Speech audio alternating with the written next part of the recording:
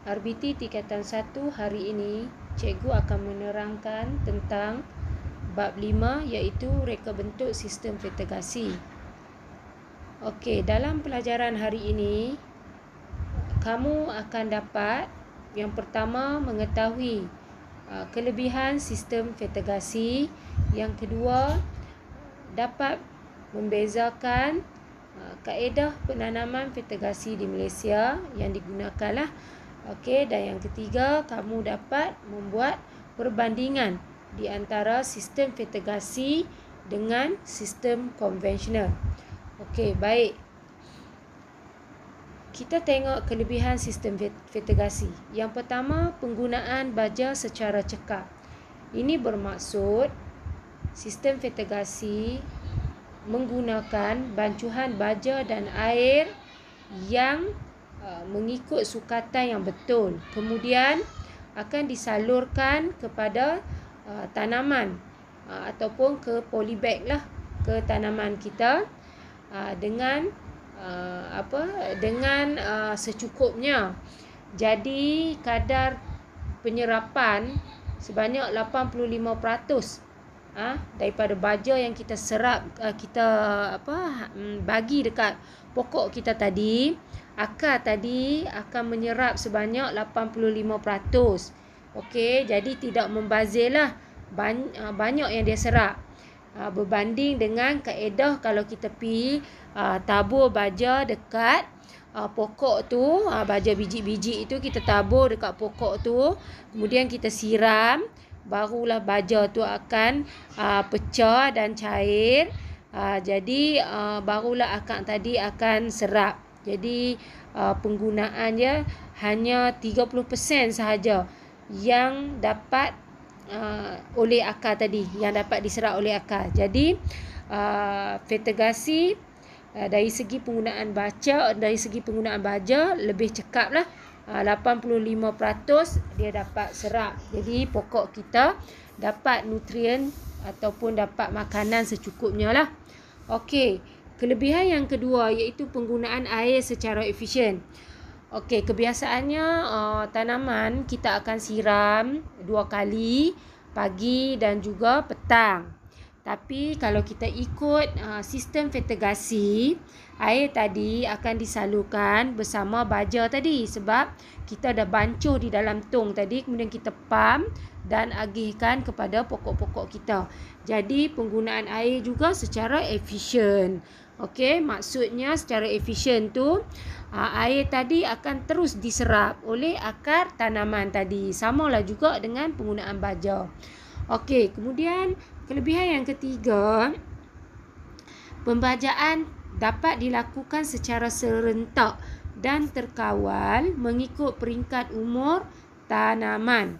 Okey, maksud di sini bila kita pam baja tadi dan bancuhan baja tadilah, sebab baja dengan air kita bancuh sekali. Okey, terus kepada pokok, kita bekalkan kepada pokok. Jadi mengikut titis-titis tadi tu, bila masuk dalam polybag. Jadi penggunaan tu adalah secara serentak. Kita bagi secara serentak. Kalau satu pokok tu dapat 100 titik, pokok yang nombor 2 pun sama juga. Kalau ada semua pokok kita ada 100 pokok, 100 pokok akan dapat 100 titik. Setiap kali kita pam lah, kita buat pembajaan lah. Jadi kita kawal berapa kali. Okey, mengikut peringkat umur pokok tadi. Kalau pokok tadi tu masih muda, baja diperlukan mungkin sedikit, kita dah ada nisbah dia, jadi kita akan ikut secara nisbah dia supaya pokok tadi memang cukup dengan jumlah keperluan dan nutrien yang kita bagi tadi dalam baja tadi, cukup mengikut peringkat umur. Okey, kemudian kelebihan yang keempat adalah menghindar masalah penyakit kerana menggunakan media tanaman dan persekitaran yang bersih. Okey, selalunya bila kita buat sistem vertigasi, tapak tanaman kita tu bersih. Lalunya kita akan hampak dengan plastik supaya rumput-rumput tu tak tumbuh. Okey, kemudian baru kita letak baja, ataupun satu lagi kita kita buat sistem para lah. Maksudnya bertingkat-tingkat pun boleh juga. Jadi tempat kita tu dah memang bersih. Okey, dah memang bersih. Kebun tanaman kita tadi tu dah memang bersih. Kemudian satu lagi, media tanaman dalam polybag kita tu kita dah tukar daripada tanah kepada media tanaman yang sesuai mengikut jenis tanaman. Okey, media tanaman seperti sabut kelapa, satu lagi sekam padi yang telah dibakar. Okey, jadi media tanaman yang kita pilih tu mengikut kesesuaian tanaman lah. Media tanaman tadi tu tak ada organisma di dalam tu yang hidup. Jadi mengurangkan masalah penyakit yang akan menyerang lah. Organisma tadi menyerang akar pokok akan menyebabkan pokok sakit kalau kita pakai tanah lah. Tapi bila kita pilih media tanaman, jadi mengurangkan lah. Okey, kemudian kelebihan yang kelima iaitu mengatasi masalah tanah tidak subur. Okey, mengatasi masalah tanah tidak subur bermaksud kalau kita pakai tanah, bila kita guna selalu tanah tu, lama-lama tanah tadi tu akan hilang nutrien dia, kemudian dia akan menjadi tidak subur. Okey, tidak sesuai untuk ditanam. Pokok lah, kalau kita tengok dekat tanah tu, bila tanah tu dah tak naik pokok, bermaksud tanah tadi tu dah mati. Okey, dah tak ada makanan kat dia, jadi pokok tak tumbuh dekat situ. Okey, jadi kita dah mengatasi masalah tanah tidak subur tu untuk kita guna media tanaman di dalam polybag. Jadi perumah kepada penyakit, perosak, semua tak ada dah. Okey, kita dah atasi. Tanah tidak subur pun kita dah atasi. Kemudian penyakit, kemudian perosak tanaman pun dah tak ada lah bila kita pakai media tanaman. Okey, kelebihan yang keenam iaitu masalah merumpai sangat rendah. Masalah merumpai ni, maksud merumpai ni selalunya bila kita tanam pokok, dekat tepi pokok tu akan tumbuh rumput-rumput ataupun pokok lain lah, dan dia akan bersaing untuk membesar bersama dengan pokok tanaman kita. Pokok sayur kita ke, pokok cili kita ke, okey, rumput tadi akan membesar sekali sebab dia juga merebut baja yang kita bagi dekat pokok kita. Jadi bila kita guna fertigasi tadi, media tanaman tadi kebanyakan tidak tumbuh rumput. Okey, jadi masalah merumpai itu sangat rendah. Kalau tumbuh pun sikit sangat. Okey, jadi dia tak ada lah persaingan yang hebat lah kepada pokok kita. Okey, seterusnya kos operasi dapat dikurangkan lah. Bermaksud kos operasi ni contohnya macam penggunaan air yang banyak lah kita duk pergi siram tu kan. Bila kita duk pergi siram, air tu dia laju. Okey, pokok tu tak dan nak serap air yang terlebih tadi tu, dia akan mengalir macam tu saja. Macam itulah juga dengan baja. Okey, jadi penggunaan baja pun kita dapat jimat. Okey, baja kalau kita guna sistem lama, kita panggil sistem konvensional, baja tadi kita letak tepi-tepi pokok. Jadi dia nak mencair tu, kena ada air lah, air yang kita siram.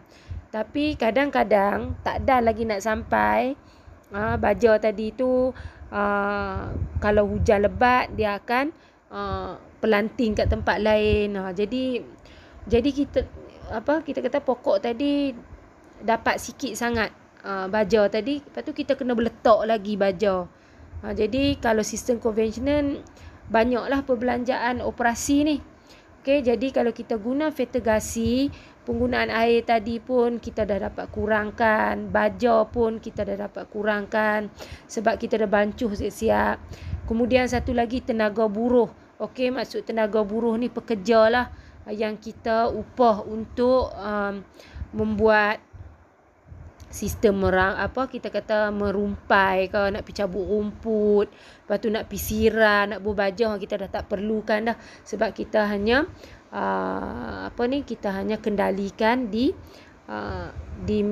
kita panggil tu di main dia je lah. Kita nak tekan switch saja kan, dengan pengeram dengan masa tu kita on saja.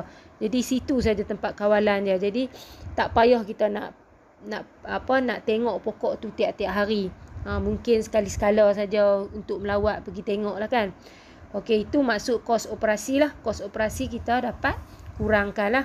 Okey, jadi penggunaan baja ayak kita semuanya dalam kita panggil efisien dan cekap lah. Okey, dan yang terakhir, peningkatan hasil tanaman. Selalunya, okey, sistem fertigasi kalau kita nak bandingkan dengan sistem konvensional, maksudnya kita berkebun secara lama lah, kita buat batah pokok, kita tanam pokok direct atas tanah. Kebiasaannya tanaman sistem fertigasi akan menghasilkan banyak lah, peningkatan hasil tanaman tadi meningkat lah. Contohnya kalau kita tanam pokok cili, buah dia akan banyak, dia menghasilkan banyak, kemudian buah dia akan sihat. Lagi satu cantik lah kalau kita nak banding dengan sistem konvensional yang lama tu, cara lama. Okey, kemudian kita tengok kaedah penanaman fertigasi di Malaysia. Kita ada 2 jenis saja. Yang pertama, kita pakai SPH, iaitu struktur pelindung hujan. Tu macam kelambu tu. Okey, kita letak serkup pokok kita. Okey, tudung pokok kita. Kenapa kita nak pakai macam ni? Nanti saya akan terang. Okey, yang kedua adalah penanaman tanpa struktur pelindungan hujan. Okey, tanpa SPH lah. Maksudnya dia terbuka, terdedah. Okey, terdedah kepada persekitaran. Okey, dia ada kebaikan dan ada juga keburukan. Jadi kita tengok yang pertama, iaitu secara SPH. Okey, mengguna struktur pelindungan hujan. Okey, kenapa kita nak pakai struktur pelindungan hujan? Nama pun struktur pelindungan hujan, mestilah yang pertama kita nak lindungi pokok kita tadi daripada hujan lebat lah. Daripada hujan yang lebat yang boleh merosakkan tanaman kita lah. Dan juga satu lagi daripada pancaran cahaya matahari yang terik, pokok kita akan layu. Okey, jadi kita gunalah SPH ni. Okey, kenapa kita nak pakai SPH? Sebab bumbung SPH, kalau kita tengok, dia memang diperbuat daripada bahan plastik. Tetapi bahan plastik tu yang kita pakai boleh dia mempunyai lapisan pelindungan ultraviolet. Okey, UV lah, pelindungan UV. Okey, jadi panah tadi tu akan ditapis. Okey, jadi tak merosakkan pokok lah. Kemudian SPH juga mengelakkan tanaman daripada cepat layu, sebab kita dah terlindung kan. Kita dah lindung dia daripada panas terik. Contohnya macam tengah hari kan. Okey, panas terik sangat, pokok kita akan jadi layu. Okey, jadi kita elaklah sebab kita dah ada pelindung UV. Okey, yang seterusnya mengelakkan serangga penyakit yang disebabkan oleh kulat. Penyakit yang disebabkan oleh kulat, sebab lembap panas, kita akan ada kulat lah. Jadi kita elak sebab kita dah lindung. Dan sama juga mengurangkan penggunaan racun perosak lah. Bila dah tak ada kulat, tak ada serangga nak masuk, okay, dia boleh tapis tu sebab dia punya jaring dia halus. Jadi belalang tak boleh masuk, kumbang tak boleh masuk. Okey, jadi kita penggunaan racun perosak tu amat rendah lah. Jadi pokok tadi tu lebih baik lah, lebih elok Okey, daripada penggunaan racun tadi tu. Okey, kemudian kita tengok yang kedua tadi, penanaman tanpa SPH bermaksud kita letakkan di tempat terbuka tanpa bumbung. Okey, tanpa bumbung, letak tempat terbuka macam dalam gambar ni. Kemudian air hujan tadi akan direct terus kena pokok kita. Dan air hujan tadi akan bercampur dengan air baja tadi, sebab sistem fertigasi kita hantar baja tadi terus ke polybag. Jadi air hujan tadi akan terus masuk dalam polybag tadi dan akan mencairkan kandungan yang dah memang kita bancuh elok dah tadi. Okey, jadi dia akan mencairkan lah. Okey, mengakibatkan kandungan baja dalam media tanaman menjadi cair. Okey, itu keburukan dia lah. Kemudian satu lagi, perlu menggunakan racun kulat dan racun serangga untuk melindungi tanaman, sebab dia tak ada penutup, tak ada macam kelambu tu, jadi belalang, serangga-serangga yang lain dapat dapat serang tanaman kita. Jadi kita akan menggunakan racun serangga untuk matikan. Jadi pokok tadi terdedah lah dengan racun tadi. Okey, itu perbezaan tanpa SPH dan juga SPH. Okey, kita boleh menggunakan salah satu kaedah, ataupun kita boleh pilih lah kaedah mana pun mengikut jenis tanaman lah. Okey, kemudian kita tengok perbandingan sistem fertigasi dengan sistem konvensional. Okey, sistem fertigasi yang cikgu terang tadilah, macam dalam gambar ni.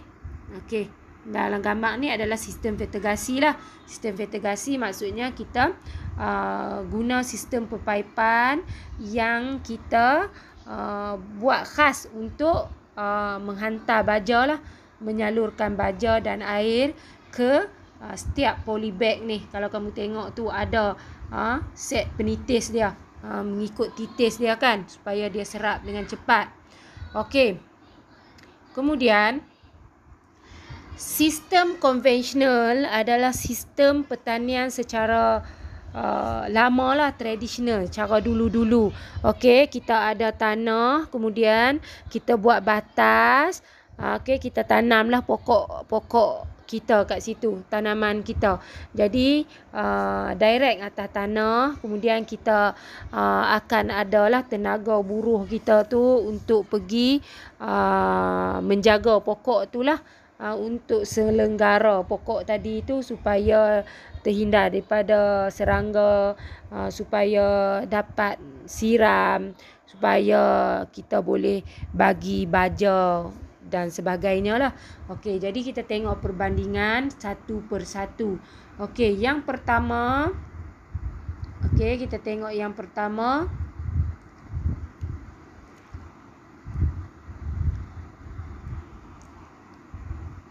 Okey, yang pertama adalah jenis tanaman. Okey, kita tengok yang pertama adalah jenis tanaman. Kiranya pokok apa yang boleh kita tanam? Cili ke, sayur berdaun ke, okey, atau apa-apa kan? Okey, kita tengok kalau dari segi sistem fertigasi, kita boleh tanam jenis sayuran dan buah. Okey, ni tanam jenis sayuran dan buah. Selalunya yang pokok yang kecil-kecil lah, sebab kita tanam dalam polybag. Kalau konvensional semua. Okey, semua jenis tanaman, sebab dia direct atas tanah. Pokok kecil ke, pokok tinggi ke, pokok besar macam pokok durian ke pun boleh kita tanam atas tanah. Itu kita panggil sistem konvensional. Macam dusun kita tu sistem konvensional lah. Okey, kemudian kita tengok yang kedua. Yang kedua adalah struktur perlindungan hujan yang cikgu terang tadi, itulah SPH. Okey, untuk sistem fertigasi kita boleh buat pilihan. Kita tengoklah jenis tanaman tadi nah. kita boleh buat pilihan. Kalau dia lasak sikit, tanaman tadi lasak, kita boleh tanpa SPH. Kalau tanaman tadi tu dia manja-manja sikit, okey, kita pakailah SPH supaya dia terlindung. Okey. Kemudian sistem konvensional tak pernah lah orang pakai lalunya lah. Okey, tak perlu pakai. Biar dia terdedah di tanah macam tu saja. Okey, yang seterusnya kita tengok yang seterusnya jaring kalis serangga.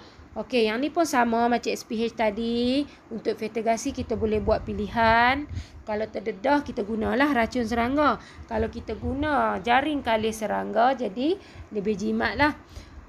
Kemudian untuk konvensional selalunya tak perlu juga. Okey, ni tak perlu juga. Okey, tak pakailah jaringan kalis serangga. Okey, perbandingan seterusnya kita tengok sistem pengairan.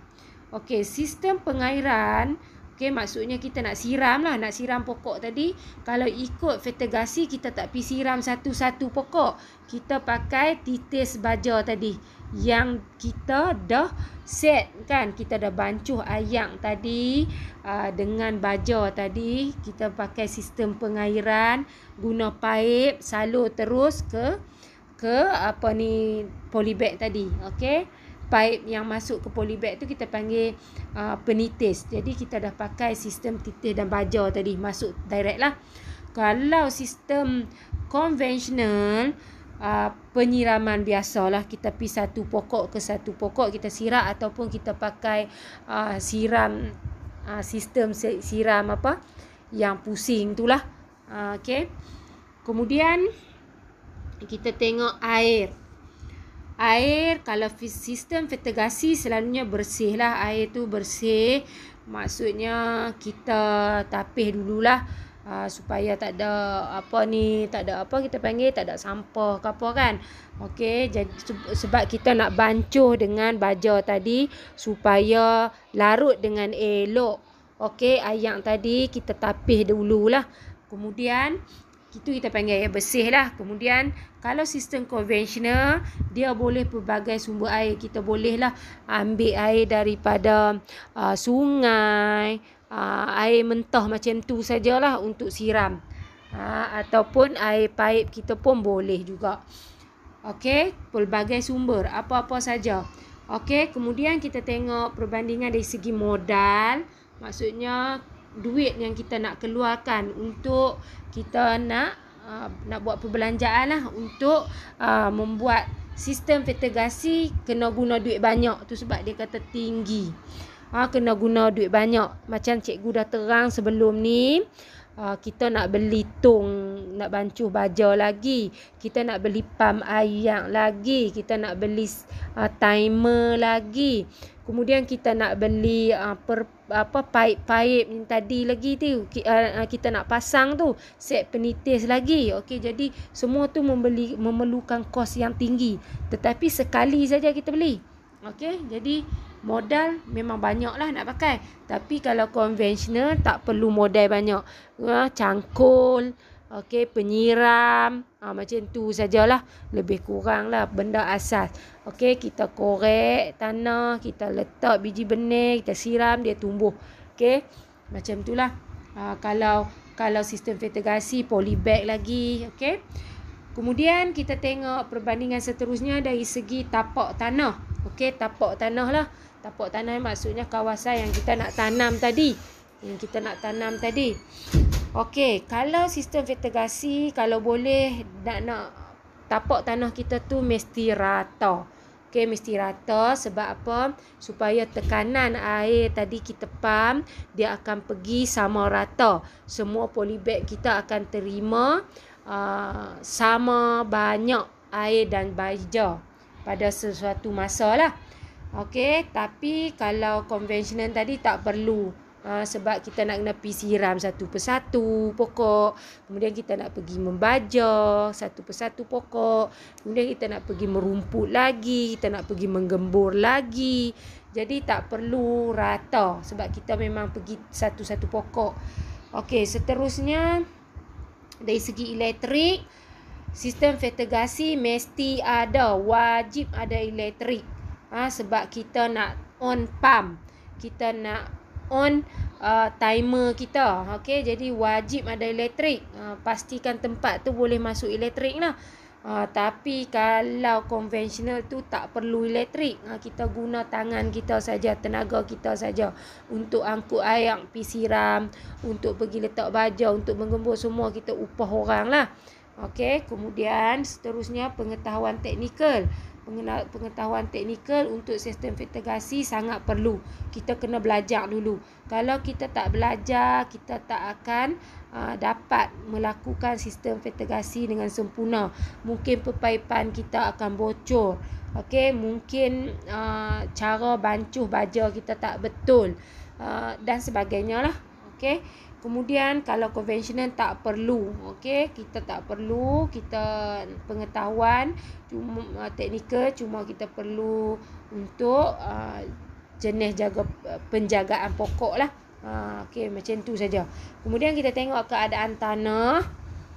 Sistem vetigasi kita tak penting sebab kita tak pakai tanah, cuma kita nak tempat tu memang tapak dia tanah lah kan, kita nak rata saja, tapi tanah tu kita tak guna, jadi tak penting lah. Tapi kalau sistem konvensional, sistem tradisional tu, kita perlu tanah tu subur untuk kita tanam pokok. Macam cikgu kata tadi, kalaulah kita tengok tanah tu rumput tak tumbuh, maksud tanah tu dah mati, tak subur. Jadi kita perlu rawat dulu tanah tadi supaya dia ada balik nutrien dia balik, barulah kita boleh tanam pokok kita. Okey, tapi kalau vetigasi tak perlu sebab kita tak guna tanah, kita guna medium tanah tanaman. Okey, seterusnya kita tengok kos operasi. Kos operasi cikgu dah terang tadi. Penggunaan air kita, baja kita, tenaga buruh semua dapat dikurangkan. Okey. Tetapi kalau sistem konvensional terlalu tinggi, kita kena upah pekerja-pekerja. Kemudian air pun kita pakai banyak sebab kita siram, dia tak direct masuk ke tanah. Ada yang mengalir keluar. Baja pun macam tu, kita letak tiba-tiba hujan lebat, baja tadi dihanyutkan dan sebagainya lah. Okey, jadi kos operasi dia tinggi lah. Konvensional ni memerlukan pekerja, memerlukan baja yang banyak lah. Bila dia air pun kena banyak. Okey, seterusnya kita tengok risiko penyakit. Kalau sistem vetigasi, pokok kita jarang kena penyakit. Okey, jarang kena penyakit. Tetapi kalau sistem konvensional terlalu tinggi, kebanyakan pokok kita kena jaga betul-betul sebab pokok tadi memang terdedah dengan penyakit. Serangga daripada tanah tadi tu yang akan serang pokok. Okey, kemudian yang terakhir adalah keseragaman pokok. Keseragaman pokok ni maksudnya kita tanam banyak pokok. Jadi kalau sistem vetigasi, pokok kita akan tumbuh membesar sama. Okey, kalau tinggi dia 2 inci, semua dalam polybag akan 2 inci. Gemuk dia pun sama. Itu maksudnya lah keseragaman pokok tu sama. Okey. Kemudian kalau konvensional tidaklah sebab kalau satu pokok tu tanah dia tu banyak organisma yang banyak ada penyakit, boleh serang akar, mungkin dia mati, mungkin dia akan terbantut pokok tadi, tidak membesar dengan baik lah. Jadi tak seragam, ada pokok besar, ada pokok rendah, ada pokok yang hasil yang banyak, ada yang sedikit. Okey. Jadi cikgu harap hari ini pelajaran kita yang cikgu terang tadi, kelebihan sistem vetigasi, kaedah penanaman sistem vetigasi tadi, SPH dengan tak guna SPH, dan juga perbandingan sistem vetigasi dan sistem konvensional ni. Saya harap kamu dapat faham dan kita jumpa lagi dalam pelajaran akan datang. Sekian saja. Terima kasih.